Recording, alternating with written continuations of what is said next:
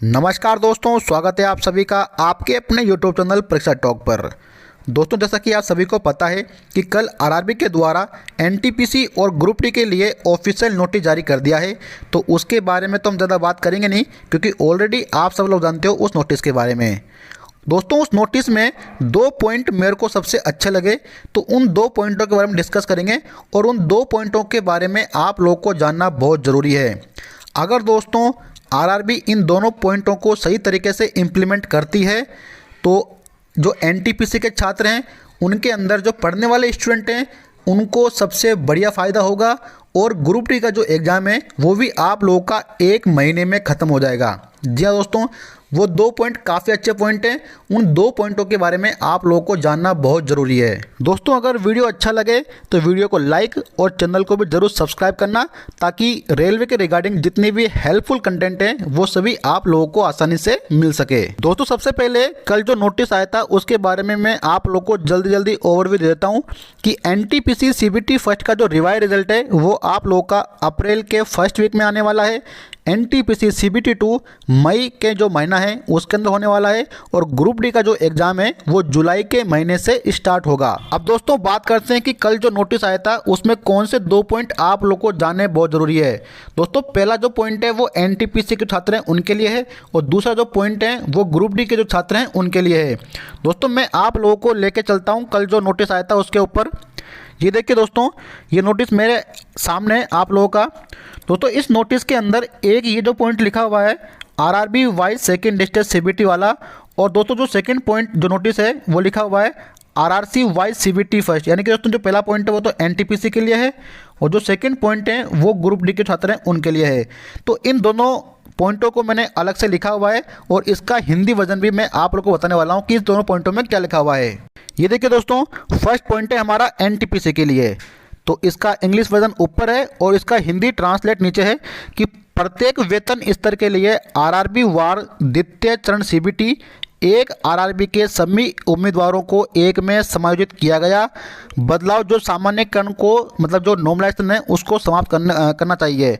जहां क्षमता के कारण सिंगल शिफ्ट संभव नहीं है, बाधाओं या अन्यथा प्रतिशत आधारित सामान्यकरण किया जाएगा।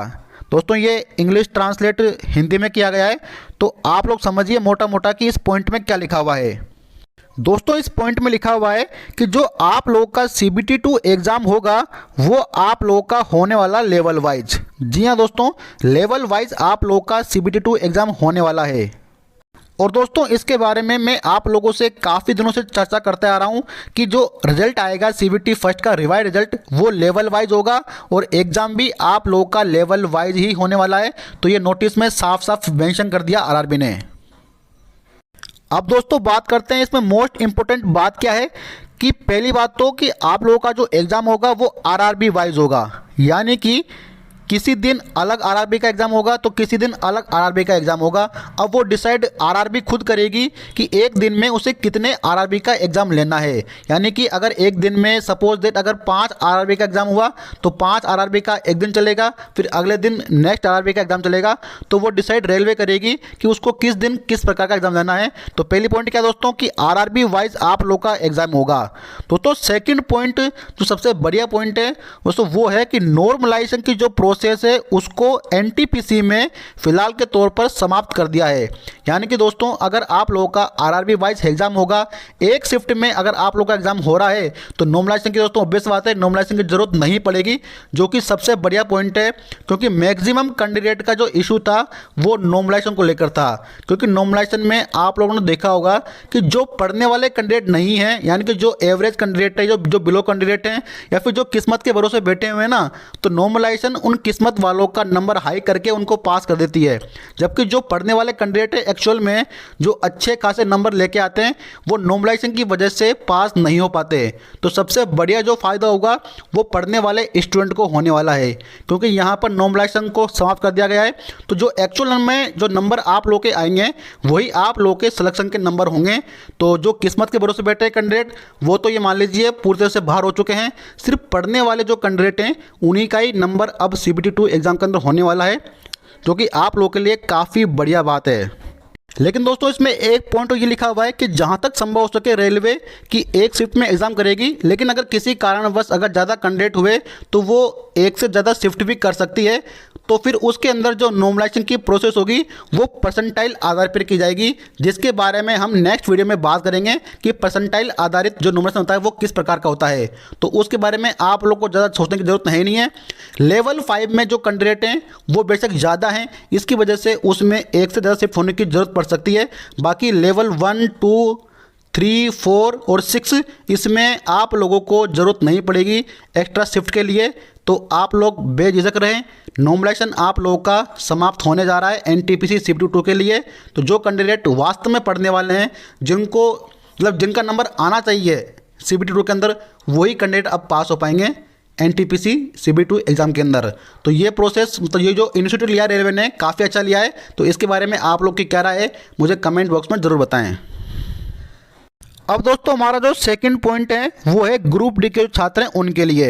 दोस्तों इस पॉइंट में क्या लिखा हुआ है आप देखिए, आरआरसी वार CBT लेवल फर्स्ट के लिए आयोजित किया जाएगा, साथ ही अधिकतम उपलब्ध क्षमता का उपयोग करने की अनुशंसा की जाती है। तो प्रत्येक आरआरसी के लिए शामिल पाली की संख्या को काफ़ी कम करना और परीक्षा में तेज़ी लाना प्रक्रिया है। मतलब उनका उद्देश्य क्या है दोस्तों कि परीक्षा की जो प्रक्रिया है उसको तेज़ी से लाना।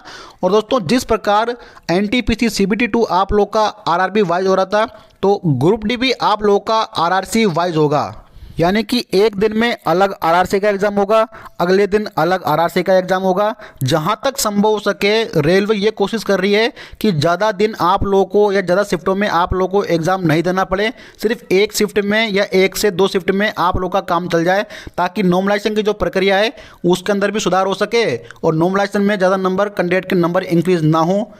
इसलिए दोस्तों ये इनिशिएटिव लिया गया रेलवे की तरफ से कि भाई आप लोग के जो एग्ज़ाम है वो आरआरसी वाइज करवाए जाए। अब दोस्तों अगर मैं आपसे यूँ कहूँ कि ग्रुप डी का जो एग्ज़ाम है वो 1 महीने में ख़त्म हो जाएगा, तो आप में से कई स्टूडेंट इस पर विश्वास नहीं करेंगे। लेकिन दोस्तों ये हो सकता है, लेकिन इसमें आप सभी को आरआरबी का साथ देना पड़ेगा। ग्रुप डी का दोस्तों जो एग्ज़ाम है वो 1 महीने के अंदर भी ख़त्म हो सकता है। इस तरह का इनिशिएटिव लेने वाली है रेलवे, क्योंकि आप सभी तो चाहते हो कि यार ग्रुप डी का जो प्रोसेस है वो फास्ट हो, जितना जल्दी हो सके ग्रुप डी का एग्ज़ाम है वो ख़त्म हो और जल्द से जल्द जॉब आप लोगों के हाथ में हो। क्योंकि काफ़ी कम से कम दोस्तों पिछले 3-4 सालों से काफ़ी ज़्यादा आप परेशान हो चुके हो, बुरी तरह से आप थक चुके हो पढ़ाई करते करते। इसलिए आप भी ये चाहते हो कि भाई ग्रुप डी का जो प्रोसेस है वो फास्ट हो, जल्द से जल्द जॉब हमारे हाथ में हो। तो दोस्तों आप लोगों के लिए आरआरबी ये स्टेप उठा सकती है, लेकिन इसके अंदर आप लोगों को आप लोगों का जो समर्थन है, आप लोगों का साथ आरआरबी को देना पड़ेगा। तो 1 महीने के अंदर भी आप लोग की जो पॉसिबिलिटी है एग्ज़ाम खत्म होने की वो 100% हो सकती है। और वो किस प्रकार दोस्तों आप लोग का एग्ज़ाम होगा ये मैं अब आप लोग को बताता हूँ। तो दोस्तों आप लोग जानिए कि आरआरसी वाइज आप लोग का एग्ज़ाम हो रहा है, ठीक है। अब आप लोग फॉर एग्जाम्पल ये मान के चलिए कि मान लीजिए कि 10 जुलाई से आप लोगों का एग्ज़ाम स्टार्ट होता है, ठीक है। और 10 जुलाई को आरआरसी जयपुर की बारी आती है एग्ज़ाम करवाने की, ठीक है।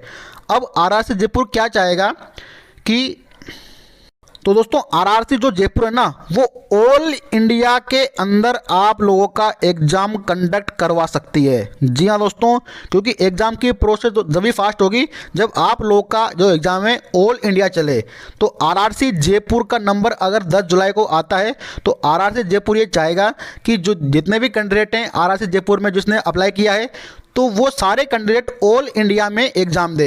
यानी कि आप लोग का जो सेंटर है वो अपने स्टेट में तो आएगा ही, बाकी आप लोग का जो आसपास के स्टेट है, जैसे मान लीजिए जयपुर राजस्थान के अंदर आता है, तो राजस्थान में जितनी पॉसिबिलिटी हो सके आरआरसी जयपुर की, तो वो मैक्सिमम सेंटर आप लोग का राजस्थान के अंदर दे। फिर राजस्थान के बाउंड्री पर जितने भी स्टेट है वहाँ पर आप लोग का सेंटर दे।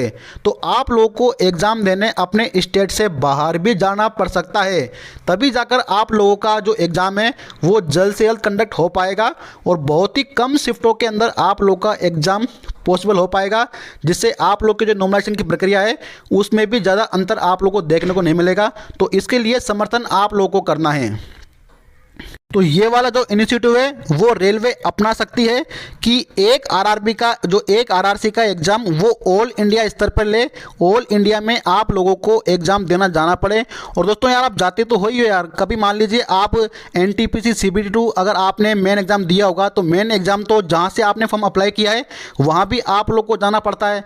तो आरआरसी का जो एग्ज़ाम है वो आरआरसी वाइज हो रहा है, लेकिन इंडिया स्तर पर अगर उसका एग्ज़ाम होता है ना तो बहुत ही कम समय के अंदर एक आरआरबी खत्म हो सकता है। यानी कि आरआरसी जयपुर का एग्जाम अगर ऑल इंडिया में करवाए तो आरआरसी जयपुर का एग्जाम एक ही दिन के अंदर समाप्त हो सकता है। जी हाँ दोस्तों, एक ही दिन के अंदर आरआरसी जयपुर खत्म हो जाएगा, फिर अगले दिन आरआरसी जबलपुर हो जाएगा, अगले दिन आरआरसी अहमदाबाद हो जाएगा। इस प्रकार करते हुए जितने भी आरआरसी है उन सभी का एग्ज़ाम एक एक दिन में समाप्त हो जाएगा और एक महीने के अंदर अंदर ही आप लोग के ग्रुप डी की जो एग्ज़ाम है वो पूरी तरह से समाप्त हो जाएंगे।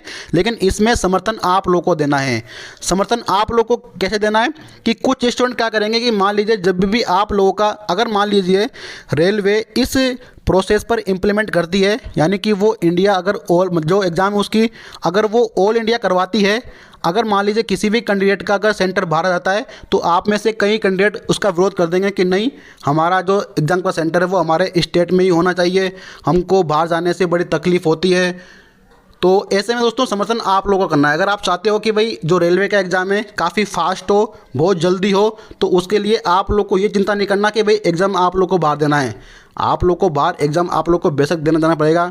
इससे रेलवे को दो तीन ज़्यादा फ़ायदे होंगे कि एक तो कैंडिडेट भी जो कंपटीशन का लेवल है वो भी थोड़ा बहुत कम हो जाएगा और आप लोग की जो प्रोसेस है ग्रुप डी की वो भी काफ़ी ज़्यादा फास्ट हो जाएगी।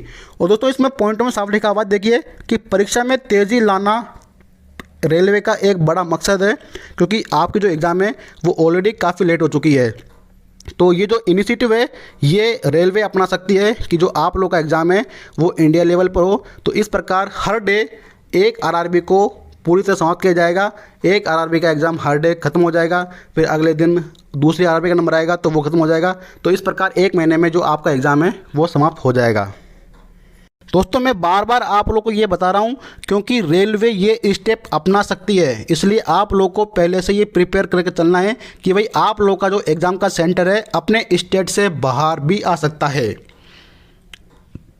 तो दोस्तों ये दो पॉइंट आप लोग को जानना बहुत ज़रूरी थे, इसलिए मैंने आप लोग को बता दिया कि एनटीपीसी CBT2 के अंदर अब जो पढ़ने वाले कैंडिडेट हैं सिर्फ उन्हीं का ही सिलेक्शन होगा और जो कैंडिडेट किस्मत के भरोसे बैठे हैं वो अभी से ही तैयारी करना छोड़ दें बेशक। और ग्रुप डी के जो एग्ज़ाम है वो भी आप लोग का अब फास्ट हो सकता है और एक महीने के अंदर ही आप लोग का जो ग्रुप डी का एग्ज़ाम है वो ख़त्म हो सकता है। तो दोस्तों आज की वीडियो में केवल इतना ही। अगर वीडियो अच्छा लगा हो तो वीडियो को लाइक, चैनल को सब्सक्राइब और आप लोग की कुछ अगर क्वायरीज़ हो तो मुझे कमेंट बॉक्स में पूछ सकते हैं। तब तक के लिए जय हिंद, जय भारत।